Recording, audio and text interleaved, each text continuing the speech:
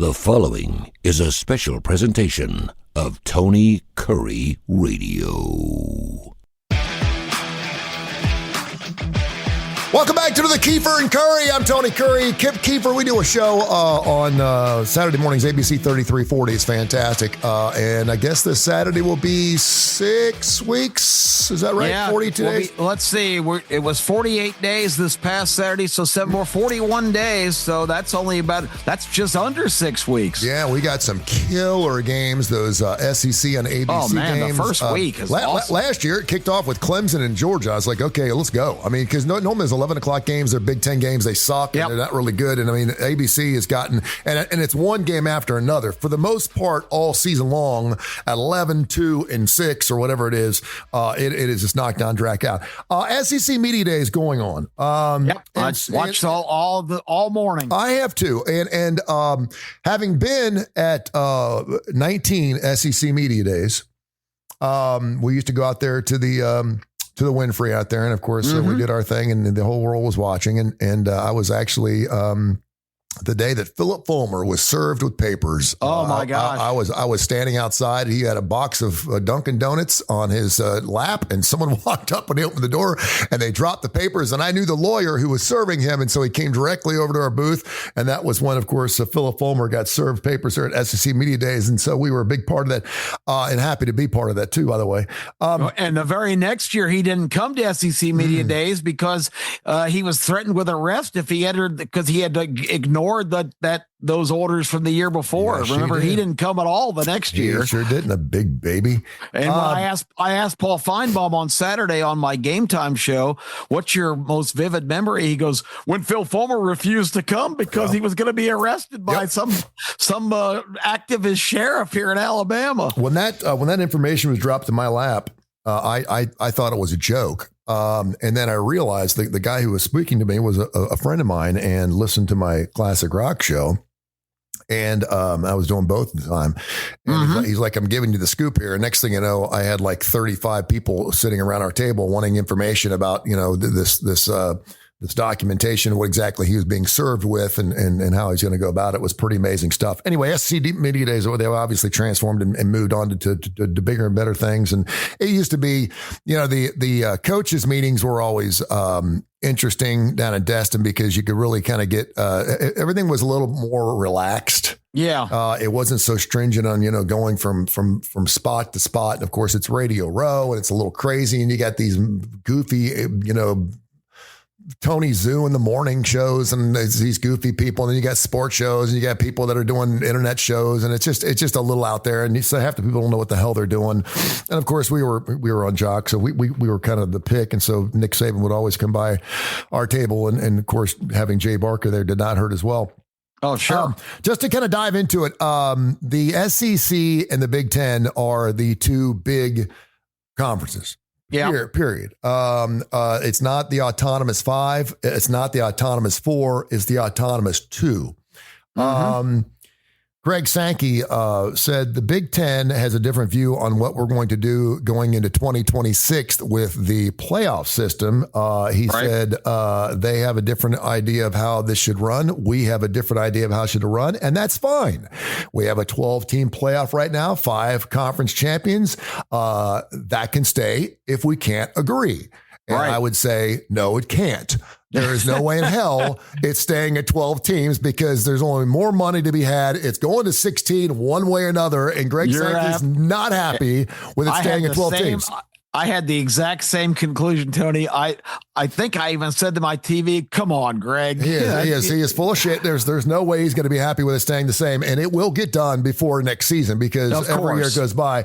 He said, unless you're going to tear up the MOU, which maybe other people want to do because they're concerns about the decision-making authority, but very clearly in this memorandum of understanding, is the authority granted the combination of the SEC and the Big Ten. Ultimately, we have to use that authority with great wisdom and discretion.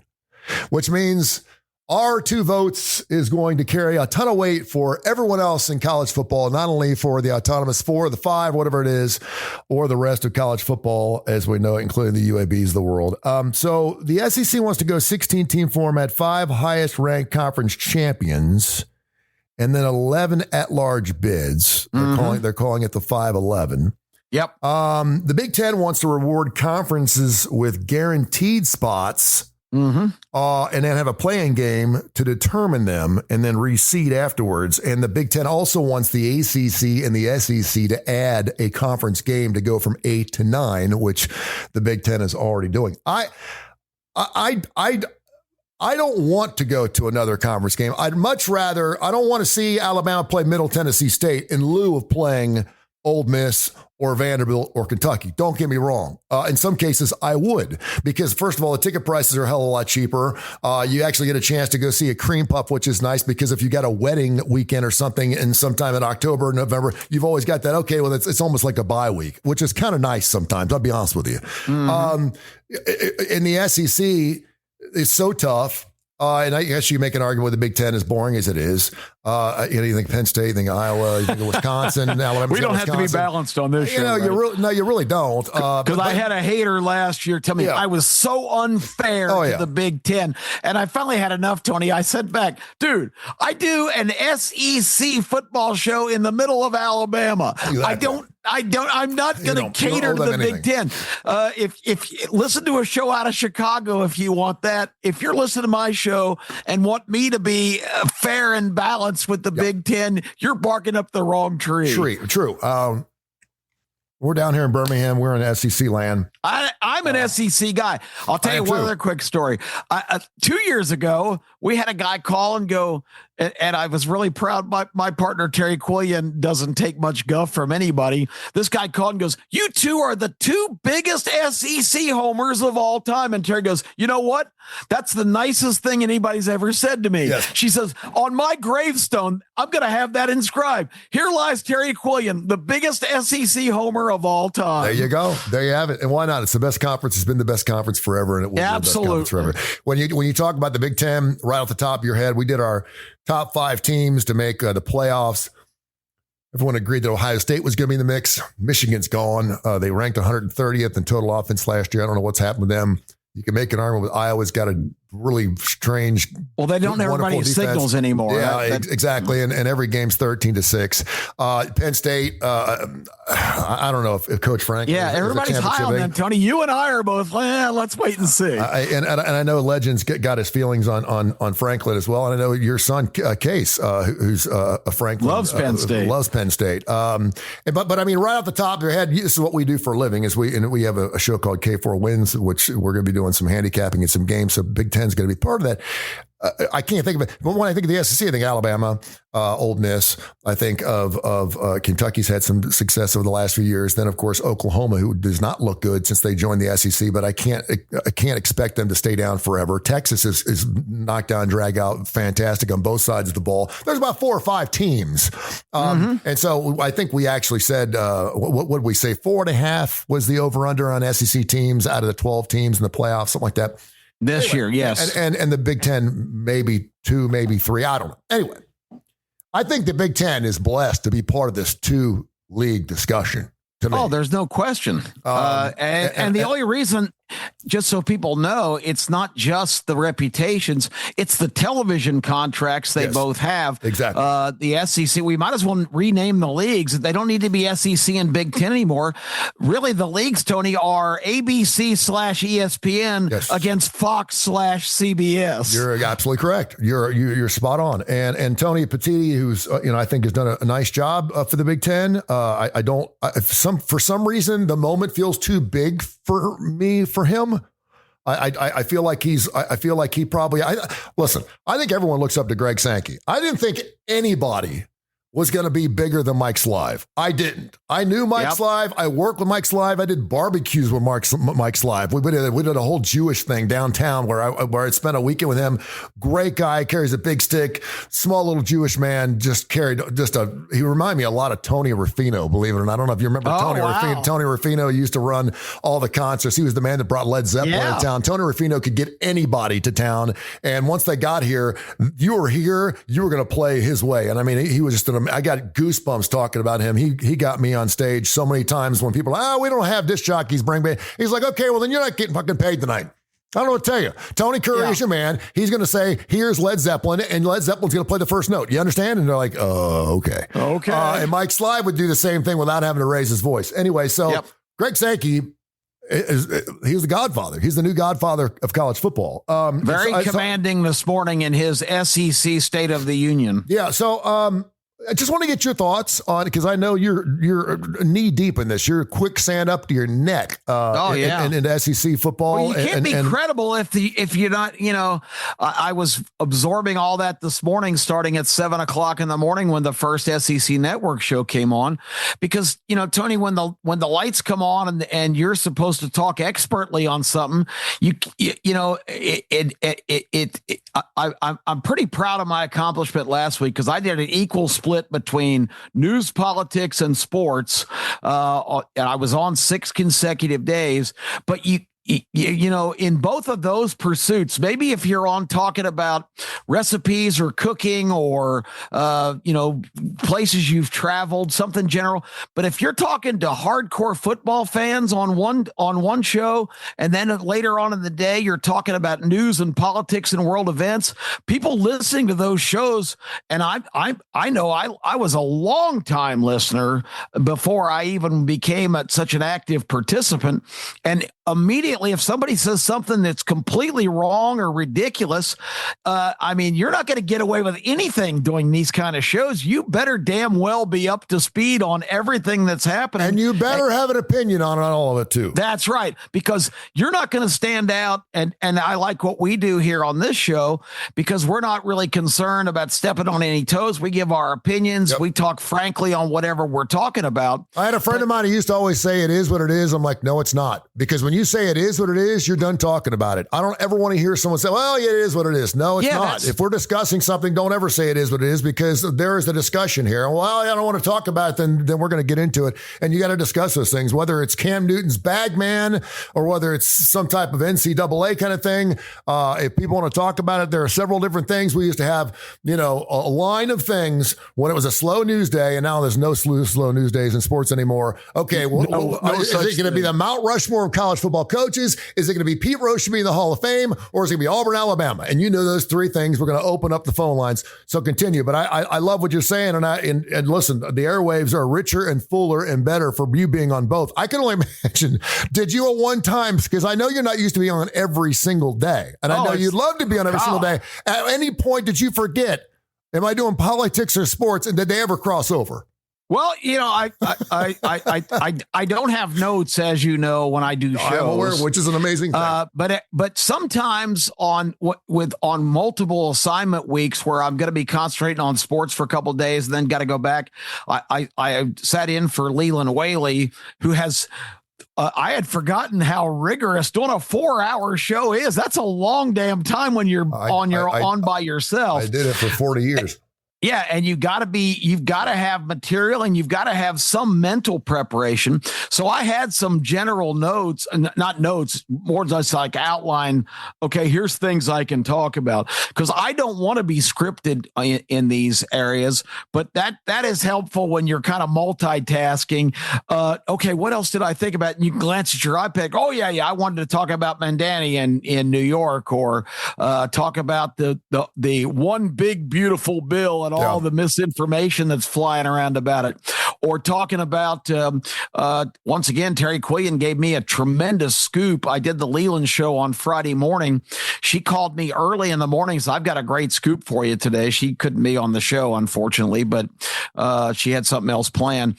But the scoop was there's going to be a huge blow up in Washington today, because Dan Bongino, who was a talk show host of great success. He had kind of stepped in the void when Rush Limbaugh passed away. Mm-hmm. Bongino, left that show, which was making him millions of dollars, to go back and be assistant director of the FBI.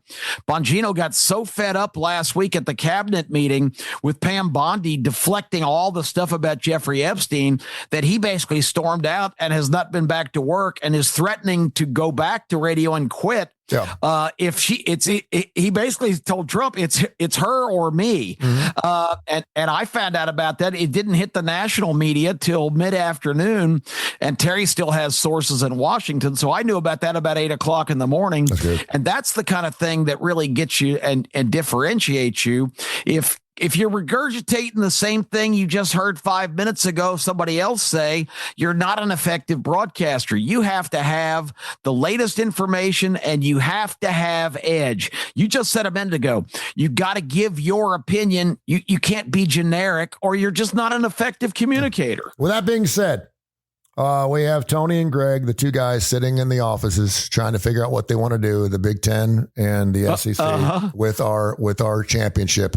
Tell me, look into your crystal ball and tell me what's going to happen, because we're going to be going to 16 teams by 2026. I would be amazed if somehow they can't figure out a way, because that just means 4 more teams, and chances are those 4 teams are going to be taken by the SEC and by the Big Ten. You're absolutely right. It will be 16 for sure. The television networks will collect enough money to make that happen. And Sankey even made that in his comments. There will be external factors that will determine a lot of our decision making going forward. Well, that external factor is how many more gazillion dollars is Fox and ABC going to throw into the pot.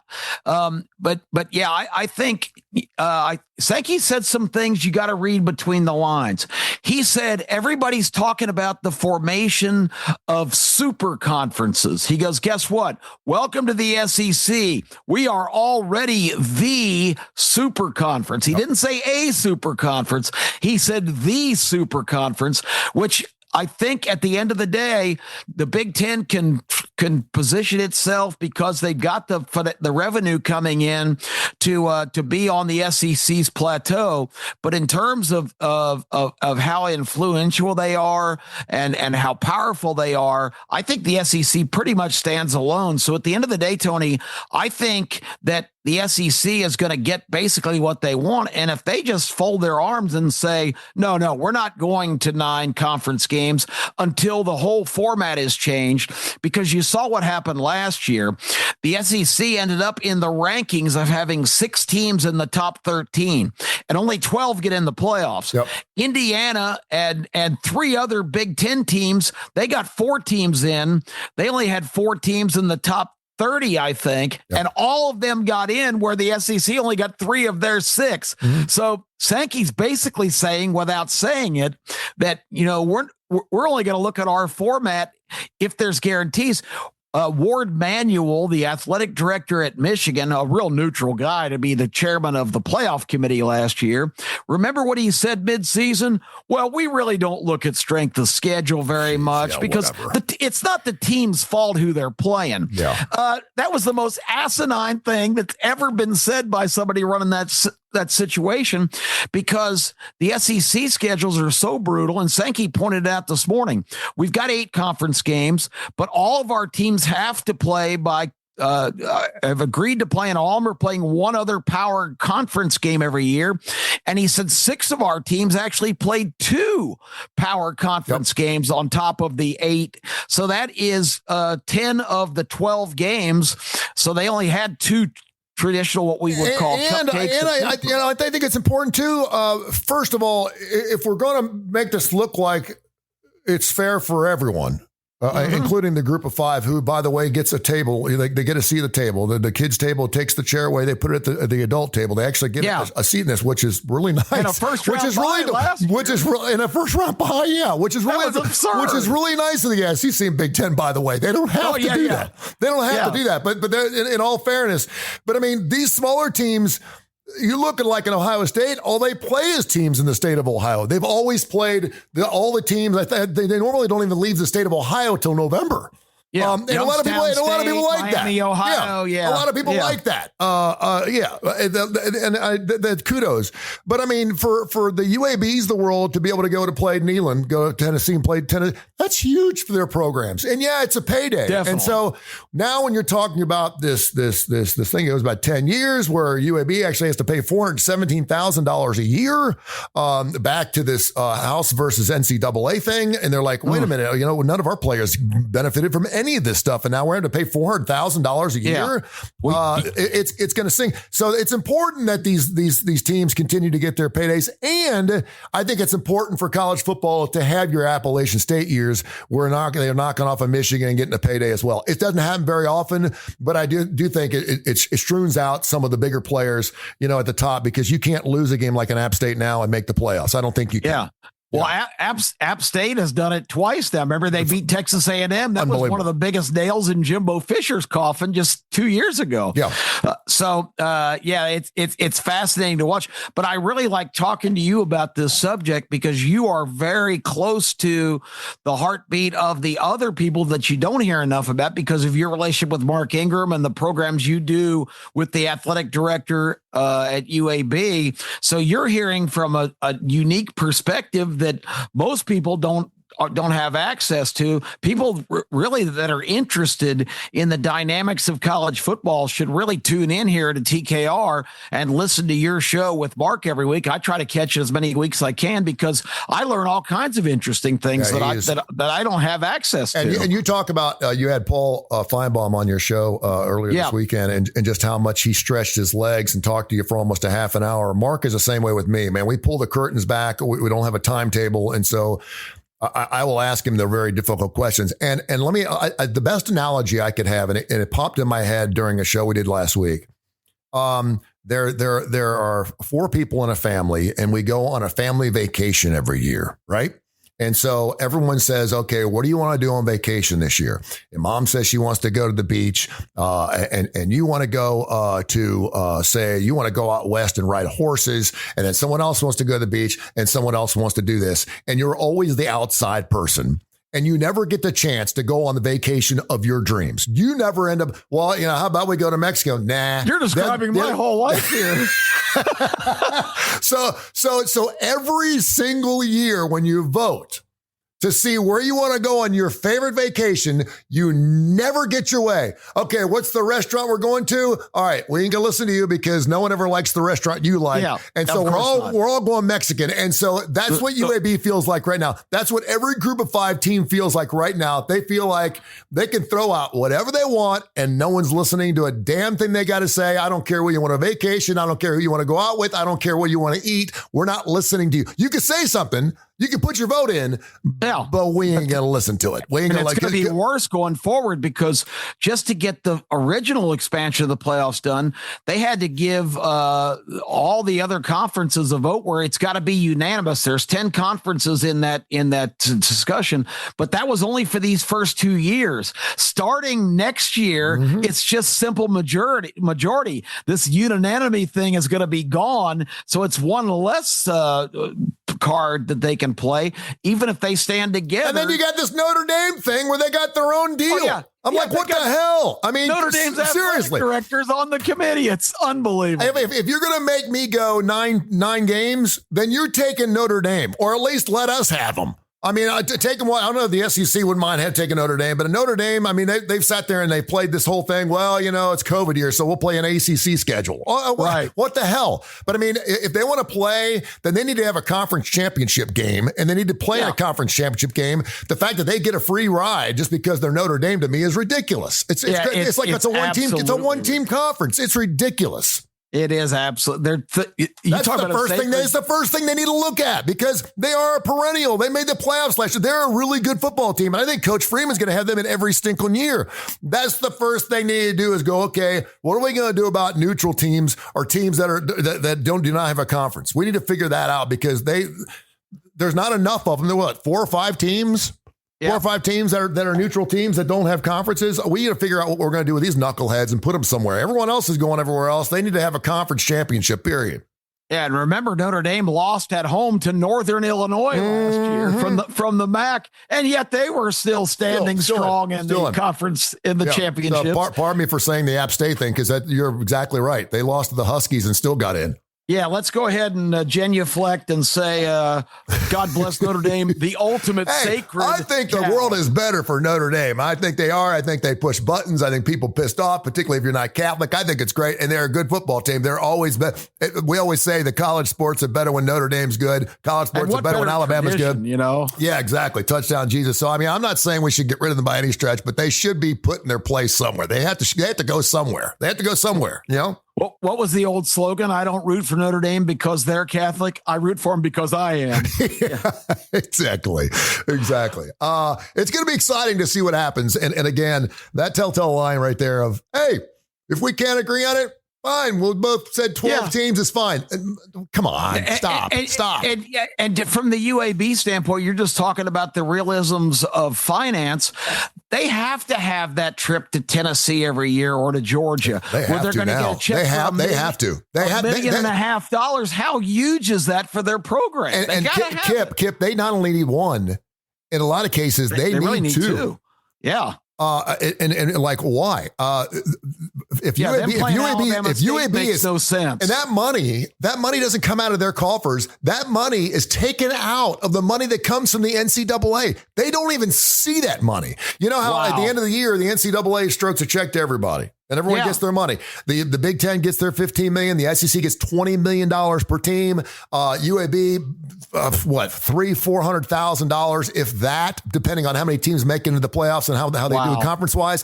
And so they go, this year you're going to make $368,000, and so we're going to take the $471 off that. And oh, by the way, you owe us $110,000 to continue to play. Oh boy! And then you want to go ahead and say you have $20 million to pay your players, but you don't have scholarships.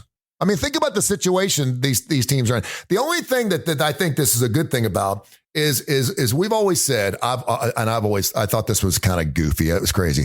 If you play every game on your schedule and you win every game, you deserve to be in the playoffs. Well, it doesn't, I don't care, because if you play, in the AAC or the Conference USA or the Mountain West, and you play every damn game and your conference sucks and you go undefeated, well, all they can do is play the games that are from them. I understand that, but life ain't fair. It's not. Now, in this particular case, if you're a Mountain West team and you go undefeated, there's about 85% chance you're going to make the playoffs, particularly if it goes to 16. And I think that's important. Do I think UAB is ever going to go undefeated again?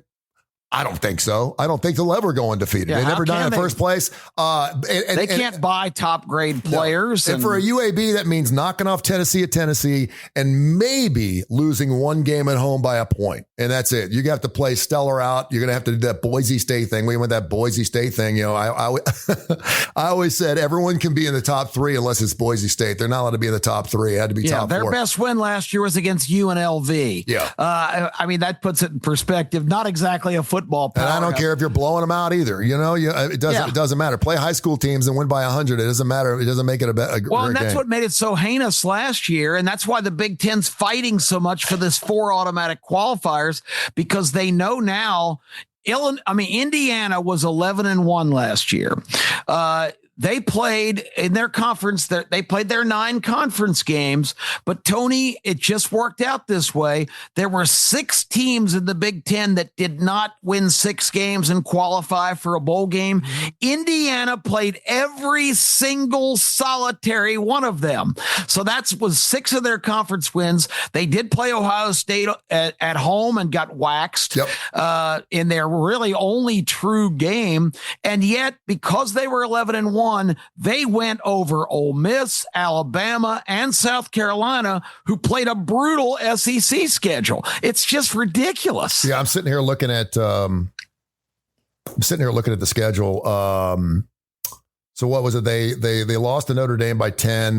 They beat Purdue by 66. They were way down against Notre Dame. They lose to Ohio State. They knocked off Michigan, which we all was thought not a good team. No, we all thought Michigan was going to be a lot better last year, and they were not. I love to go back and look at the schedules. I mean, remember Michigan was in the top 10 in the before you get carried away with preseason polls. Let me remind everybody: last year Michigan was the number 10 team in the country in the preseason poll. And Florida State, Tony, started as number 8 in the country last year. Do you remember what Florida State's record was? The number 8 team in the country, 2-10. Mm-hmm. Yeah, they played FIU, They played Western Illinois. And let me tell you, they played at UCLA. Played at UCLA. They played Western Illinois. Tony was added just a month or two before the schedule. They were supposed to play game 2 at Louisville. They played, and they paid $2.4 million to buy their way out of that game and replace it with Western Illinois. They played Charlotte at home. Yeah, they played Maryland at home. No bowl team. They went on the road at Northwestern, and no, this is not your father's Northwestern. No bowl team. No bowl team. They played Nebraska, who couldn't score. Barely got in. They were 6-6. They barely got in. Washington, who I guess you could make an argument that's pretty good. And then but they were middle of the road or Big Ten at Michigan State. Then Michigan State, not a bowl game. They beat Michigan by 5, 20-15, which is a typical Big Ten score. That's the perfect game. Indiana, Michigan, 20-15. Where the hell else in college football do you get a 20-15 score? Look at the Big Ten. It's an 11 o'clock game every Saturday morning. It's a 20-15. Then, of course, we mentioned Indiana, Ohio State. And, of course, Purdue, they win by 66. And, of course, they lose. And remember what Case Keefer said, who follows this stuff with numbers and is not emotional. He declared about halfway through the year on the starting lineup, our television last year, Purdue is the worst team in the power conferences, and there's nobody even in the same area of them. What was that Indiana score with them was like 68-7. Yeah, 66-0. No, that was the I'm sorry. That was Purdue. They won 66-0. Yeah, Purdue, the worst team in America. Yeah. If I would say one other thing too, and this is interesting because there was a reason why I took South Carolina. I mentioned 16 times in the 131-year history of the Gamecocks have they won 8 or more in games. Only 16 times. Bama's done that the last 16 years. Okay. 16 times their 131 history, and only twice have they improved upon that 8-win season. And I've got them going to the playoffs this year as one of my top 5 teams. I went out on a limb because I wanted to have some fun. I could go Texas. I could go Oregon. I could go Ohio State. I could go Alabama. I could go all Texas. I could all this. I thought it'd be fun because they were one game away. Beamer Ball was one game away from getting it done for SEC. You look at South Carolina's schedule, it's very reminiscent of what I'm looking here from Indiana. Maybe not from the Western Illinois standpoint, but it's about as easy as it gets. It is as easy as it gets in the SEC. I think it's the easiest schedule in the SEC. I would actually want to look at something, and I know we can't do this because we have to go 3 or 4 years in advance, but if we're going to go a 9-game schedule, there is no reason why, first of all, the first 5 games should be at home. I hate that. I hate when Auburn had that last year. That's a flipping joke. When you don't play a road game until the middle of October, that's ridiculous. That's absurd. And good for good for you and your fan base and everything else. But that's a joke. That's really hard to acknowledge a team like that. And then the other thing is, man, if you're playing all the bottom feeders, and I realize that some years, if I said, listen, we're playing Oklahoma, normally you go, oh, well, that's going to be good. Well, right now, playing Oklahoma ain't no big deal. They didn't even like the play. They didn't do anything. They were lousy. They were terrible, except for the Alabama. And you were all over their ass last year. By the way, you were all over them towards the end of the season. You're like, this Oklahoma squad's kind of growing on me a little bit. The Sooners are a pretty good team. They also got them in basketball too. So it's a lot of fun to talk. It's not a fair system. I don't like the word automatic. That was a great song by the Pointer Sisters back in 1988, Automatic. I'll never forget it because I heard this song called Automatic, and I was down in Key West with a friend of mine, John Featherston, who was a good radio friend of mine. His dad used to own this hotel called the Casa de Marina down in Key West. And every summer they'd invite me to come down there. And I was 16 years old. And I remember walking through the lobby of this hotel that was unlike anything I'd ever been in before. First time I ever had 2 forks next to my place instead of 1. I thought, wow, this is special. I get 2 forks instead of 1. Like, holy shit. We're big time, baby. We're big time. I think I still have that fork. And I remember hearing Automatic in the lobby. And I still hear that song. And I still think about that day. Wow. I don't like automatic anything. I think you earn it. There's nothing automatic in life, period. If you're good enough to get in, you're going to get in. And I don't know why the Big Ten is so stuck on doing this automatic thing. Maybe because of what you just said. Heavy that they figured that's their. They want to make sure their tops are getting in. Yeah, because they know that no one else is getting in. But they want to make sure, but to your point, they got 3 of the teams in, the SEC got 4 in, maybe that's why they want that automatic. But I hate when you automatically get in. I just don't, I don't like that. If you're good enough, you're going to get in. And I think if you go the top 5 highest ranked conference champions, you're still going to get in, right? I mean, you still get a shot. Well, certainly if you go to 16, you are. Let me ask you this, and then I'm going to let you fly. And this has been firing me up, and I love this. And I wish we could just take this and run this on Saturday morning for 45 minutes. I think it'd be great. Well, you're welcome to come on the radio any Saturday morning. We can do this for 2 hours. You know what? We'll do that, and we'll do that on our television show, too. Yeah, absolutely. We will definitely be doing it. Do you see... and you've got a really good grasp on this, Kalen DeBoer. You knew he was going to be the head coach at Alabama before everyone did, even Jeff Spiegel. And by the way, thanks to Jeff Spiegel, who joined the show last week. Tim Brando, by the way, is supposed to join us this Saturday. If we go to 16, are we done? 16 playoff teams, 2026.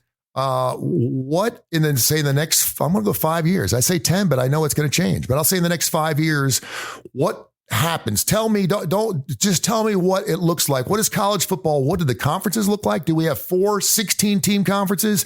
Have we gone to 24 teams and 16? What's it look like in 5 years to you?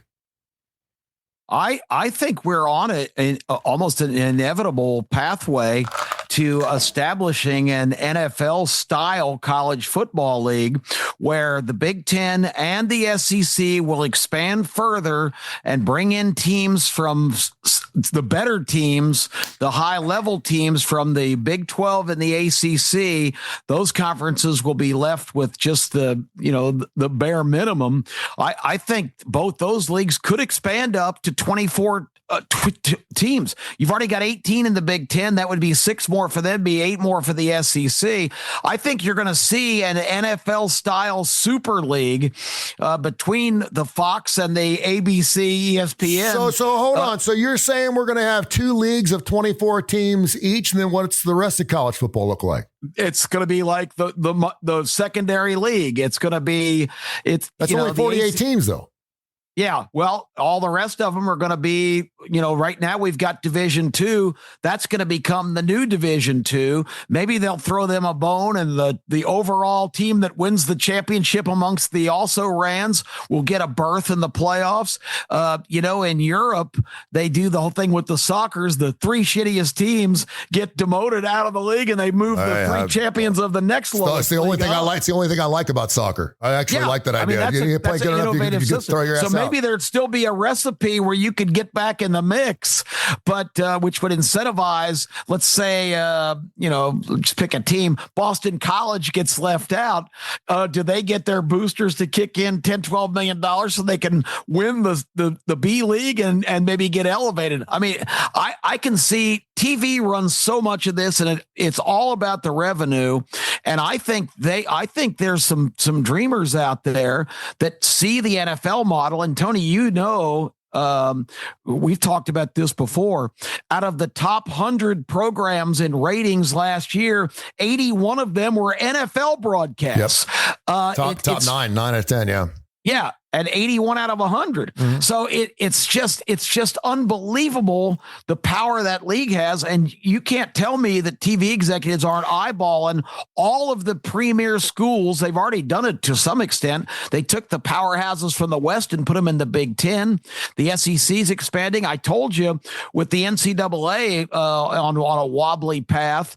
I heard Sankey, and I haven't heard him say anything like this lately, but Sankey at one point when they were saying, would you be interested in Florida and Florida State and Clemson coming in the league? He goes, I'm kind of looking at some other places, with basketball ascending so quickly. I'm looking at North Carolina and Duke and Kansas in the SEC. I take Duke in a heartbeat. And listen, they've had some success in college football at some level. I mean, but the thing is, they're going to be getting SEC money, and when they get SEC money, then their football program is going to be better markedly right off the bat. And none of them are dumpster fires. No, it's not going to be. It won't be David Cutcliffe stuff. It'll be. They'll actually be good stuff because they're going to have to play. Exactly. They're going to have to invest in that, and Duke's already got that money. So I do think, and I will say this because I'm going to forget. I'm getting old, and you're throwing out so many things I want to comment on. It's unbelievable. First of all, D2, D3 football, I don't think that needs to change at all. I think that's going to be fine. I don't think we're going to see, a lot of people were like, what's going to be exercises. All these D1 schools are going to go, we can't afford to play. We're going to go to D2. That's never going to happen because the money is not even remotely close to what it is and what they can get paid every single year. I think we're going to have, I use this, the Uber effect. Uber lost $3 billion last year. Normally, when you have a business that loses $3 billion, you close your doors. You can't afford to stay open. You're done. But Uber's so big, it's so monstrous, it makes so much money for so many people who work inside that industry of Uber that it'll never go away. It's a money buster. It'll never make any money. Your stock will never go anywhere, but it's going to be around for as long as we last. And the money will continue to pour. It's you know what it is? It's a pyramid scheme. It's a pyramid scheme. The last person will never get their money back, but as long as people keep riding Uber, the money at the top will continue to flow to the top. And I think that's what happens to every other college football team out there, including the UABs of the world, who are just bitching and moaning saying, Mark Ingram's a smart guy. He came from Tennessee. He's a really smart guy. And I mean, he's the first guy going, listen, I'm not pointing fingers anymore. We can use the old excuse, the Governor Abbott. We're not pointing fingers anymore. Real teams come up with solutions, and we're going to have to figure out a way. And I think a lot of it's going to have to do with the SIDs and the way they schedule football teams. They're going to have to get those big fat paydays. UAB is going to love going to Tennessee this year. They don't care. I mean, obviously, if you get a shot to beat a Tennessee on the road at Neyland Stadium, that's all they asking for. They may get blown out by 40. That may be the game that Trent Dilfer loses and doesn't come back. I'm afraid. Yeah. I hope they end up going to a bowl game. But I do think Chicken Little is not dead yet. I think the ceiling may be falling a little bit. We may be getting some fallout, but I think we're going to be okay. But I think there's going to be a lot of programs, including UAB, because they're going to be looking at cutting the archery, the bowling, the volleyball, the baseball stuff before they ever have to cut their football program, particularly now that it came back in 2017. I don't know how other schools are going to do it, the Charlottes of the world or the Boise States or whatever, but I think there's just too much money there. There's just too much money there. And even if they're losing money, it's worthy of having it open because a lot of people do, believe it or not, go to UAB for the sports. Well, and archery and bowling and all that, they're going to have to come up with ways to generate revenue for their sports, whether it's, it's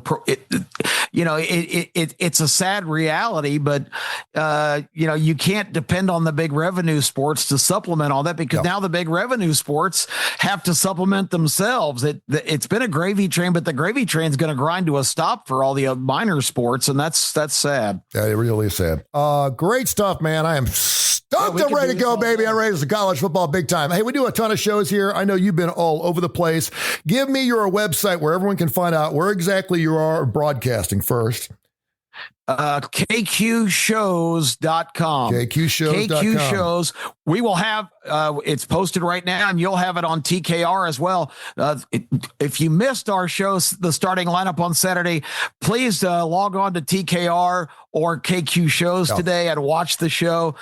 We had a great show. Jeff Spiegel was fantastic, the sports director of ABC, and we had the ultimate guest in the Legend Cave when Bama Hater came to call with Legend. He carried his own, did he not? He carried his own. I was impressed. I was like, damn, he was good. I mean, he carried his own. I mean, sometimes you get in the Legend Cave, man. The Legend's so damn loud, you don't know when to stick your nose in. And Bama Hater, he stepped in. He did a really nice job. I was really impressed. Yeah, remember we had AJ from Pell City, a Feinbaum caller on once, and Legend overwhelmed him so much that AJ got stage fright and couldn't respond. And Legend goes, "See, you can't even talk. You're so intimidated." He does just like he does in the Paul Feinbaum radio. Well, yeah, when they link him together, he's going to overtalk you. I got news for you. He's always going to be loud. So it's must-see TV. It was a great episode, and we're going to bring it all year long. We're going to have the best football season ever. We are. And people say, well, you're competing with Game Day and SEC Nation. No, we're not. We're local and we're good. We've got our own niche. If you love Alabama and Auburn and SEC football, if you watch any other show besides ours, you're really missing the boat. We're going to have If you want to watch Game Day up in Minnesota for the Minnesota-Illinois game, knock yourself out. We're not going to even mention that game unless we're going to bet on it. And we're going to have our own celebrity pickers too, like we had last year. We had some really good. We had one client who does a show with us and went 9-0 in one Saturday. 9-0. We only gave him 7. We gave him 7 games. He picked 2 on his own, went 9-0. And we're talking about Kai. Also, don't forget K4wins.com. K4wins.com is a website. It's a gambling site. If you want to make some money, you got about 6 weeks to go ahead and build those coffers up. I had a really good week last week. I know you went 2-1 last night. I went 5-2 yesterday. So between the two of us, we went 7-2. We were on fire, or 7-3. And we are just hitting at a wonderful clip. And of course, it's one of the reasons is we have Case, your son, who of course works for the Las Vegas Sun, is a chief editor out there, does fantastic work, and just is so knowledgeable about everything from Wimbledon to whatever it is. If there's a way to make money on it, he knows how to do that. So we're going to have that show. We're going to be also on something called the Coastal Sports Network, which is a brand new network we're on. It's literally doubling our listenership, which is super cool, super good. And special thanks to Angel and everyone down at 102.9 down at Fort Myers, and of course the entire East Coast. So we're growing exponentially in many, many different ways. We cannot wait for football season. Thank you, my friend. I appreciate you. Tony, it was a blast. This has been a special presentation of Tony Curry Radio.